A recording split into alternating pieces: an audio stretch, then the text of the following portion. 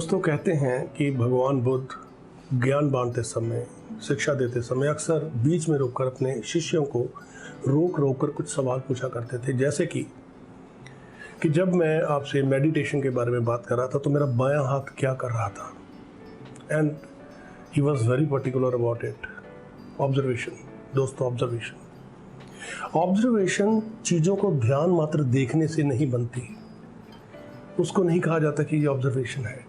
Observation है जो भी आप कर रहे हैं अपने दिनचर्या में, रूटीन में, उसे अच्छे से करते हुए किसी नई चीज़ की तरफ ध्यान देना, उसे कितना गौर करना, ये ऑब्जर्वेशन है।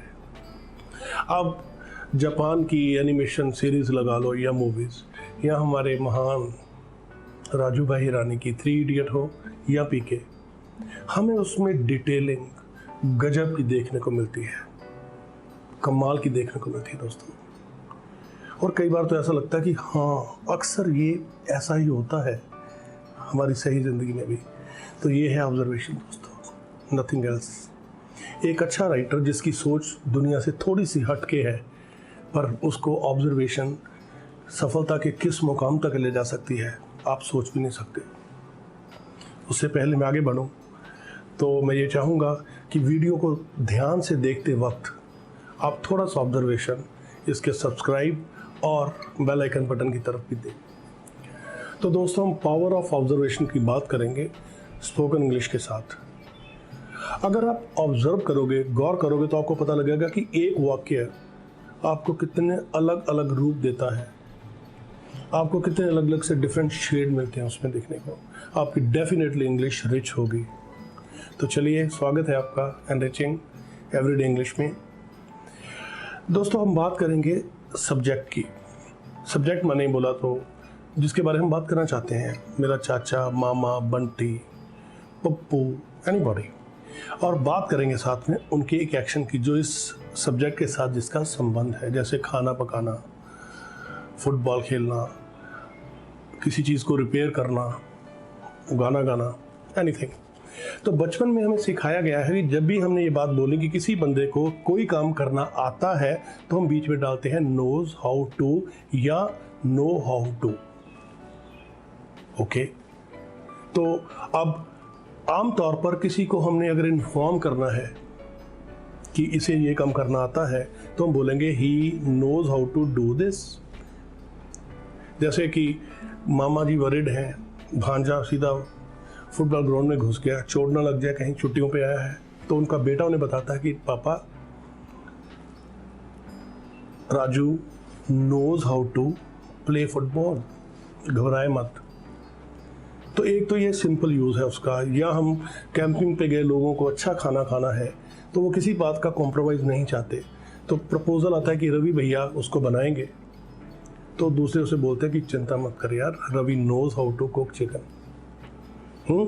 और पुराने दिनों में अक्सर जब लड़का लड़की के घर में जाता था उसे देखने के लिए, तो उसकी मम्मी उसके बच्ची के गुणों को बखान करने के लिए इस सेंटेंस का कितना ओवर यूज़ करती थी।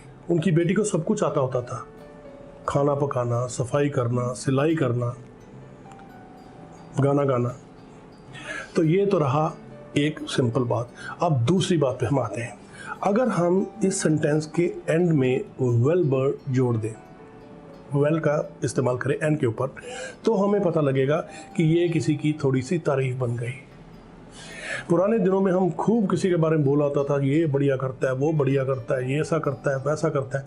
लेकिन आजकल टाइम थोड़ा सा अलग है।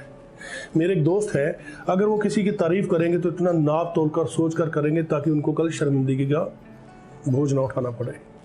जैसे कि बात चलती है कि Shalu knows how to cook food well. मैं दोबारा बोलता हूँ, Shalu knows how to cook well. तो अगर शालू का खाना किसी को पसंद नहीं आया तो भैया बहुत इंसल्ट वाली बात है। लोग अक्सर ऐसा सोचते हैं। टाइम के हिसाब से चलना चाहिए। वेल का इस्तेमाल थोड़ा सा ध्यान से आप करेंगे तो आपको अच्छे से पता लगेगा। अब एक इसकी और स्टेज पर जाते हैं, वो है रियली। दोस्तों, अगर हम उस बंदे के साथ, ठीक है, रियली वर्ड इमीडिएटली लगा देते हैं नो हाउ टू से पहले या नोज हाउ टू से पहले, तो आप मानेंगे कि उस बंदे की ये काम करने की वो एक अल्टीमेट तारीफ है। यानी कि Aamir Khan really knows how to make movies, ठीक है। Rajkummar Rao really knows how to choose the movie. जब हम ये बोल देते कि उसे वाकई ये काम करना आता है तो वो बड़ी अच्छी तारीफ होती है। ये उसकी एक तीसरी स्टेज थी, नोज हाउ टू की या नो हाउ टू की। इसके बाद मैं बात करता हूँ कि ये नोज हाउ टू इतना बड़ा एक छोटे से वर्ड में आ जाता है। जैसे कि हम अगर किसी को ये दिलासा दिलाना चाहते हैं कि इस बंदे को ये काम करना आता है, आप घबराना छोड़ दें, तो दोस्तों हम बताएंगे don't worry, he knows how to repair car, just let it go. तो हम उसे ऐसा बोल सकते हैं कि he can repair your car.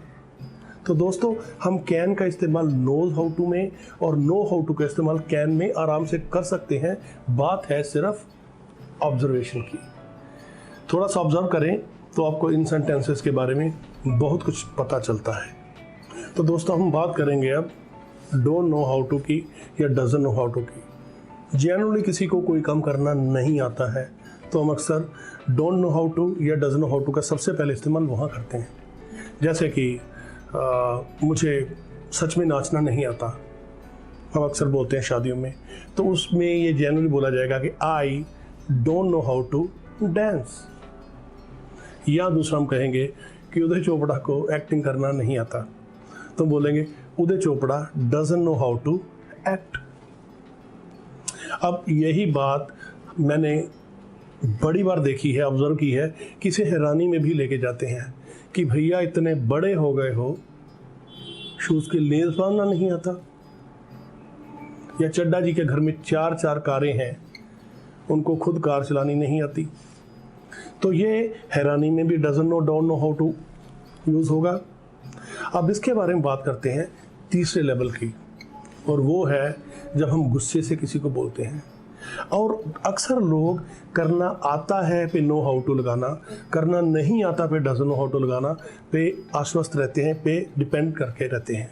वो गलत बात है दोस्तों, क्योंकि कई बार ऐसा होता है कि ऐसे सेंटेंस को इस तरीके से बोला ही नहीं जाता। तो जैसे कि आपको औरतों से बात करने की तमीज़ नहीं है, तुम्हें इतनी अकल नहीं है कि इस मोबाइल को कैसे हैंडल करना है, ठीक है।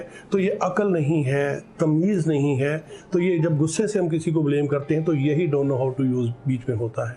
अब आप इंतज़ार मत करें कि बोलेगा करना नहीं आता है या करना नहीं आता है। तो इससे हम क्या है कि चौथा जो एक इसका लेवल एक और है, जब हम ये बोलना चाहें कि वो ये काम नहीं कर पाएगा, उससे काम नहीं होगा क्योंकि उसे ये करना ही नहीं आता। अब नया नया एडिटर किसी अच्छी सी मूवी को लेकर जब अगर सामने किसी के जाएगा तो किसी को पता होगा तो बोलेगा भाई साहब he can't do it, he doesn't know how to do it, ठीक है। तो doesn't know how to do जो है वो कांट की जगह पे भी इस्तेमाल किया जाता है। दोस्तों हम कई बार ये देखने को मिलता है कि ग्रामेटिकली अगर हमने किसी से सवाल करना है तो हेल्पिंग वर्ब सब्जेक्ट के पहले आएगा। जैसे कि did you meet my brother, क्या आप मेरे भाई से मिले हो। अगर इसी सेंटेंस को हमने बोला है कि आप मेरे भाई से मिले हो तो हम बोलेंगे यू मेट माई ब्रदर। यकीन करिए मैं बहुत ऑब्जर्व करता हूँ इन चीज़ों को। मैंने बड़े अच्छे सर्कल में, बड़े अच्छे लोगों को कॉर्पोरेट वर्ल्ड में ऐसा बोलते सुना है, you met my brother, you watch that movie didn't you, और you should not do it right. तो ये जो लहजा है ये स्पोकन इंग्लिश में मेरे हिसाब से 100% एक्सेप्टेबल है, क्योंकि अगर आप इस उलझन में पड़े रहोगे कि हेल्पिंग वर्ब बाहर निकालना है, उसे ऐसा करना है तो वैसा करना है, तो आप कभी भी उसकी शुरुआत नहीं कर सकते। क्या तुम्हें इतनी अकल नहीं है कि वीडियो को कैसे वॉच करना है, इतनी समझ नहीं है कि वीडियो को कैसे वॉच करना है, तो मैं इसे बोल सकता हूँ you don't know how to watch this movie, you don't know how to watch this video. और अब ये भी बोलना चाहूँगा कि you don't know how to subscribe or press the bell icon, please do it. We'll wait for your comment in this show Everyday English with Rajesh जैतली। अगली video के साथ जल्द हाजिर होऊंगा। नमस्कार।